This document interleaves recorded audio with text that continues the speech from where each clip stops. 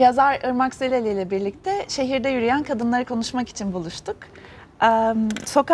Öncelikle sokaklardan bahsedelim. Sokağın nasıl bir özgürleştirici potansiyeli var?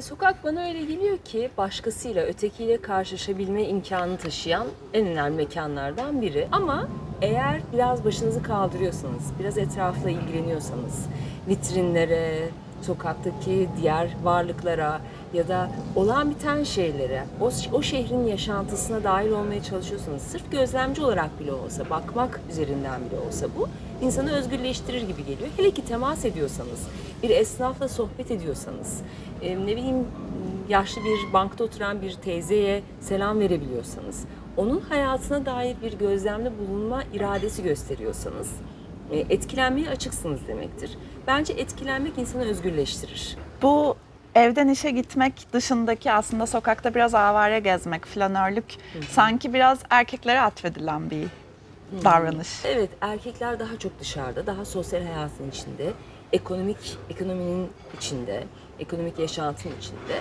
ve dolayısıyla sokak eşittir erkek gibi, sokaklar erkeğin mekanı gibi bir algı var. Pratikte de biraz böyle olmuş gerçekten de. Ama bu yavaş yavaş değişiyor bence. Kadınlar da avarelik etmeye başlıyorlar. Biraz inadına da oluyor bu. Yani diyeceksiniz ki değişti mi yani kadınlara yönelik şiddet azaldı mı? Kadınlar artık rahatça gezebiliyorlar mı? Kadınlar rahatça şort giyip yürüyebiliyorlar mı? Bir dükkana girip birisiyle sohbet edebiliyorlar mı istedikleri gibi? Ya da gecenin bir vakti sokakta yürürken tedirgin olmuyorlar mı? Yok, hayır, tabii ki hala oluyorlar. Hala oluyoruz.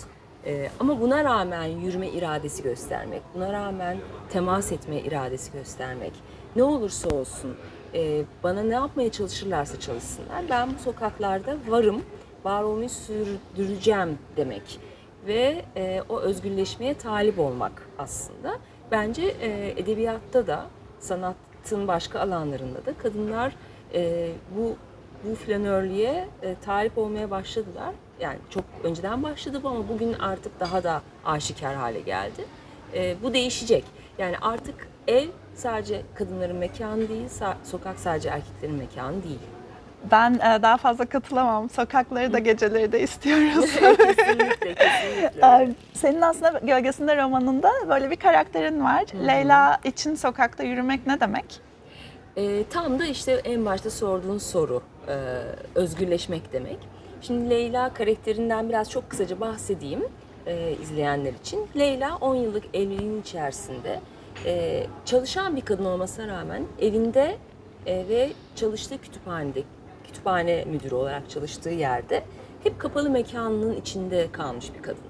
Ve 10 yıllık evliliğin sonunda bir yerde, bir noktada orta sınıf, hatta orta üst sınıf diyebileceğimiz bir kesimden bir kadın korunaklı dünyasından bir anda dışarı çıkıyor. Bunu da bir aslında çok üzerine düşünerek, çok planlayarak yapmıyor.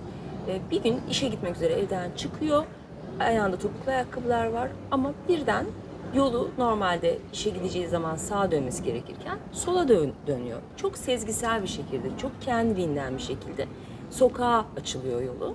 Ve ondan sonrasında da bütün romanın ikinci bölümü özellikle Leyla'nın anlatıldığı bölüm tümüyle bu sokaktaki yürüyüş üzerine kurulu. Aslında ben romanda tam olarak başta söylediğim erkeğe atfedilen sokak, kadına atfedilen ev mekanını ters yüz ettim.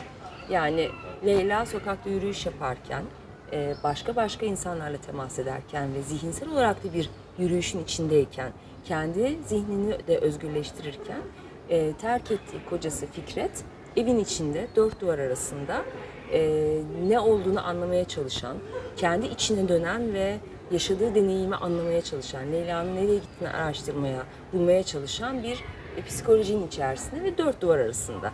Yani erkek ve kadın rollerini ters yüz ederek aslında sokakların kadınlara da ait olabileceğini ve eve kapanan erkeğin de biraz düşünmesi gerektiğini belki ima etmiş olabilirim. Bunu da burada açık etmiş olayım.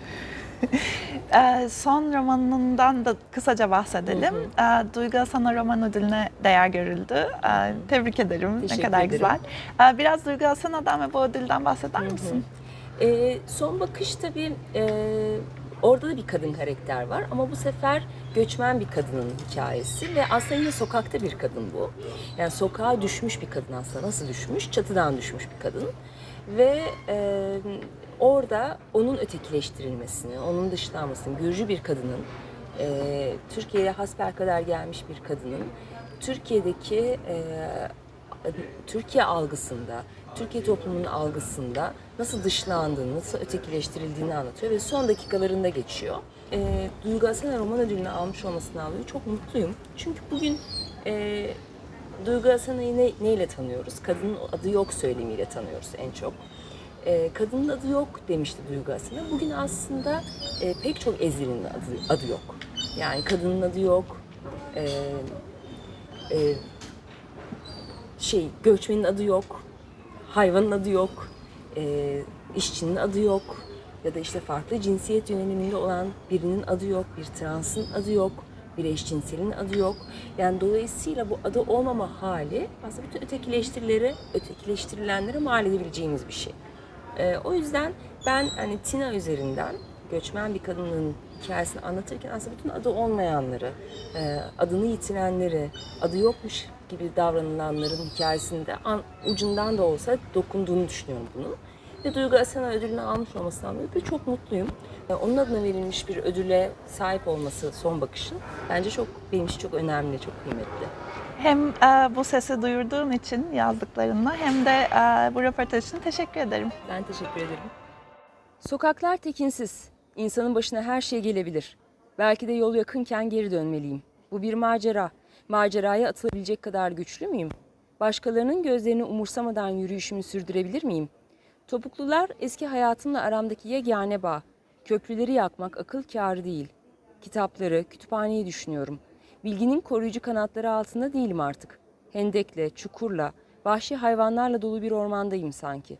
Her insanın hayalleri vardır, yapmak istedikleri ama bir de yapabilecekleri. Fikret benim yerimin kütüphaneler olduğunu söyler hep. Bilgi ancak benim gibi sadık okurlar tarafından himaye edilebilirmiş. Sadakat üzerine biraz düşünmeliyim. Merakına yenik düşüp manastırdan kaçmış bir rahibe gibi savunmasız hissediyorum. Okur olmakla yetinmeliydim. Peki ben ne yaptım? Dünyayı 5 duyuyla hissetmenin cazibesine kapıldım. Cazibe insanı günaha sokar. Akıl onu dizginler. Yanılıyor muyum? Yapmam gereken tek şey kitaplara geri dönmek. Evet, sadakat üzerine oradayken, 4 duvar arasındayken de düşünebilirim pekala. Özgürlük sınırlarını bilmektir der Fikret. Bu dünyaya 2 tür insan geliyor, kâşiflerle bekçiler. Benim hayattaki misyonum keşfedilmiş bilgilerin koruyucusu olmak. Unutmamak gerek ki Prometheus erkekti. Benim mabedim kütüphane.